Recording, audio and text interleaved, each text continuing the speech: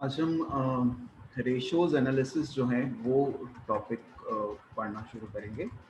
Ratios analysis जो है वो बेसिकली फाइनेंशियल एनालिसिस का पार्ट है। हमने ये पढ़ा था कि अकाउंटिंग जो होता है उसमें रिकॉर्डिंग होता है, क्लासिफिकेशन होता है, एनालिसिस होता है, इंटरप्रिटेशन होता है, समराइजिंग और फाइनेंशियल ट्रांजैक्शन, जो चीज़ें मॉनेटरी कन्वर्ट करी जा सकती हैं। तो बेसिकली जब हम रिकॉर्ड करते हैं, क्लासिफाई करते हैं, तो उसको हम बुक कीपिंग कहते हैं।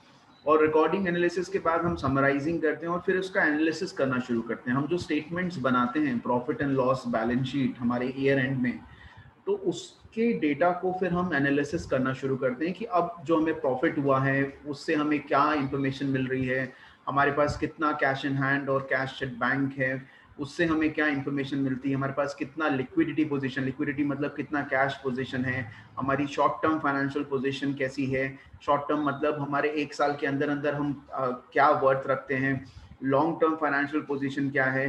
तो बेसिकली जो प्रॉफिट एंड लॉस और बैलेंस शीट हम बनाते हैं उसके फिगर्स को लेके हम फर्दर एनालिसिस करना शुरू करते हैं कि अब हमें उससे क्या चीज़ें समझ में आ रही हैं। ये जो एनालिसिस है ये 4 पार्ट्स में होती है। सबसे पहला पार्ट जो है उसका profitability,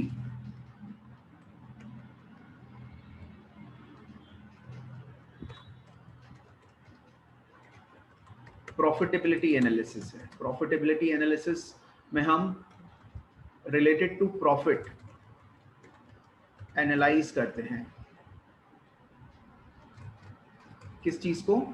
as compare to the sales, हमारे सेल्स के कंपैरिजन में क्या प्रॉफिट है। प्रॉफिट के डिफरेंट वेराइटीज हो सकते हैं, ग्रॉस प्रॉफिट कितना है, नेट प्रॉफिट कितना है, ऑपरेटिंग प्रॉफिट कितना है। तो ये सारे प्रॉफिट रिलेटेड एनालिसिस जो है हम वो प्रॉफिटेबिलिटी एनालिसिस में करते हैं।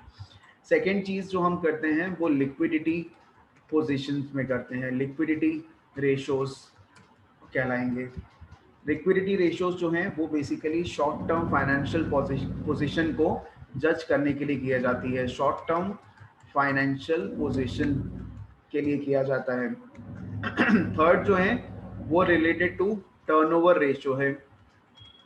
टर्नओवर या जिसको हम एक्टिविटी रेशियो भी बोलते हैं। ये एनालिसिस होता है various aspects related to sales. इसके बाद सॉल्वेंसी रेशियो आता है। सॉल्वेंसी रेशियो में हम एनालिसिस करते हैं लॉन्ग टर्म फाइनेंशियल पोजीशन। जब हम प्रॉफिटेबिलिटी एनालिसिस की बात कर रहे हैं तो मैंने आपसे बोला कि हम इसमें वेरियस एनालिसिस करते हैं of profit related to sales. जैसे हमने ग्रॉस प्रॉफिट रेशियो कैलकुलेट करा, हमने नेट प्रॉफिट रेशियो कैलकुलेट करा, हमने operating net profit ratio analysis करा, उसके बाद ऑपरेटिंग रेशियो हम एनालिसिस करते हैं, इसके बाद रिटर्न ऑन कैपिटल एम्प्लॉयड जिसको हम बोलते हैं return on investment, short form में आरओआई,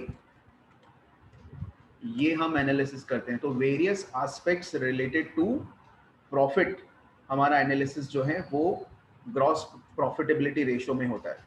लिक्विडिटी रेशियो की जब हम बात करते हैं तो short term financial position, short term financial position का मतलब होता है एक साल से अंदर अंदर हमारी फाइनेंशियल पोजीशन क्या है। देखिए जब आप कहीं लोन लेंगे शॉर्ट टर्म बेसिस पर तो वो जज करेंगे कि आपके पास रीपेइंग कैपेसिटी है कि नहीं है, आप शॉर्ट टर्म के अंदर पे कर सकते हैं कि नहीं कर सकते हैं, तो उसका एनालिसिस होता है शॉर्ट टर्म। तो इसमें हम कैलकुलेट करते हैं करंट रेशियो, उसके बाद लिक्विड रेशियो, लिक्विड रेशियो को हम क्विक रेशियो भी बोलते हैं और एसिड टेस्ट रेशियो भी बोलते हैं। फिर उसके बाद एब्सोल्यूट रेशियो। ये बेसिकली 3 रेशियोज रहते हैं जो लिक्विडिटी पोजीशन को जज करने के लिए यूज होते हैं, शॉर्ट टर्म फाइनेंशियल पोजीशन को जज करने के लिए यूज होते हैं। यदि हम टर्नओवर रेशो की बात करें तो टर्नओवर रेशो में हम inventory turnover ratio,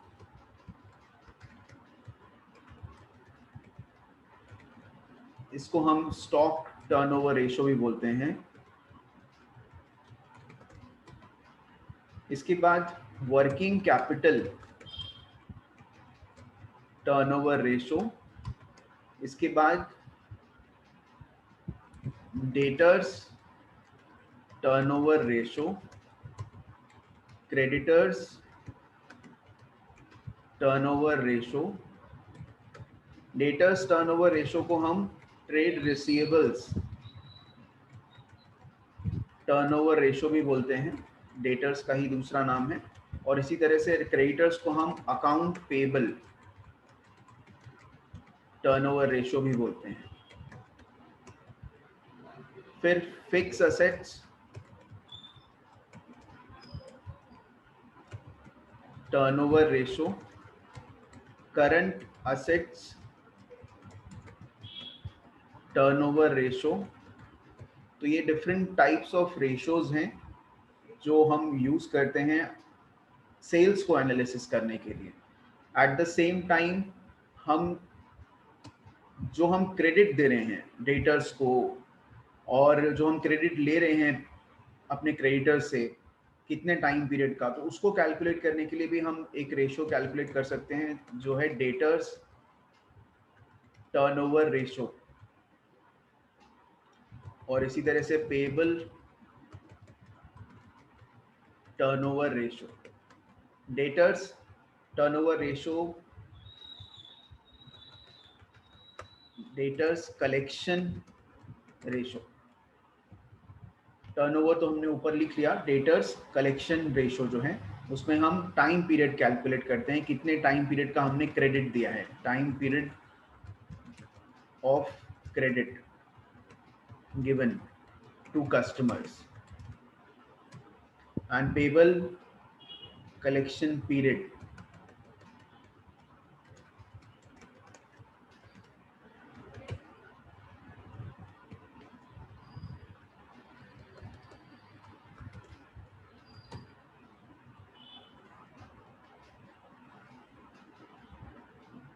payable collection period में time period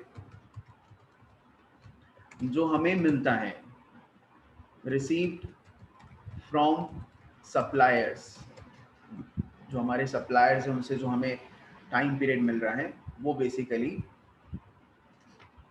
data payable collection period कहलाता है। तो प्रॉफिटेबिलिटी के अंदर हमने gross profit, net profit, operating net profit, operating ratio, ये सब रेशोज पढ़ेंगे। लिक्विडिटी रेशोज में current ratio, liquid ratio, absolute ratios. इसी तरह से टर्नओवर रेशोज हम पढ़ेंगे जिसमें various ratios related to sales. And then solvency ratio आएगा। Solvency ratio is look to जज the long term financial position, लंबे समय तक की फाइनेंशियल पोजीशन, एक साल से ज्यादा की फाइनेंशियल पोजीशन। जब हम लोन लेते हैं लॉन्ग टर्म 10 साल 15 साल का, तो हमारी फाइनेंशियल पोजीशन क्या है उसको जज करने के लिए हम सॉल्वेंसी रेशो कैलकुलेट करते हैं। तो सॉल्वेंसी रेशो के अंदर हम डेब्ट टू इक्विटी रेशो पढ़ते हैं, प्रोप्राइटरी रेशो पढ़ते हैं जो हमें शेयर होल्डर फंड्स के बारे में बताता है। देन टोटल असेट्स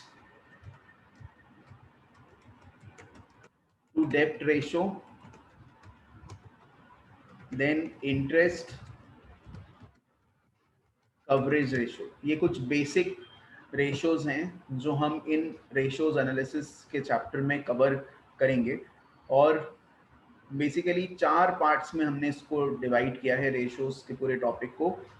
एक पार्ट प्रॉफिटेबिलिटी है जो प्रॉफिट से रिलेटेड है, सेकंड लिक्विडिटी है जो शॉर्ट टर्म फाइनेंशियल पोजीशन से रिलेटेड है, तीसरा जो है टर्नओवर रेशो है जो वेरियस एस्पेक्ट्स ऑफ सेल्स से रिलेटेड है, एंड फोर्थ जो है वो सॉल्वेंसी रेशो है जो हमारे लॉन्ग टर्म फाइनेंशियल पोजीशन से रिलेटेड है।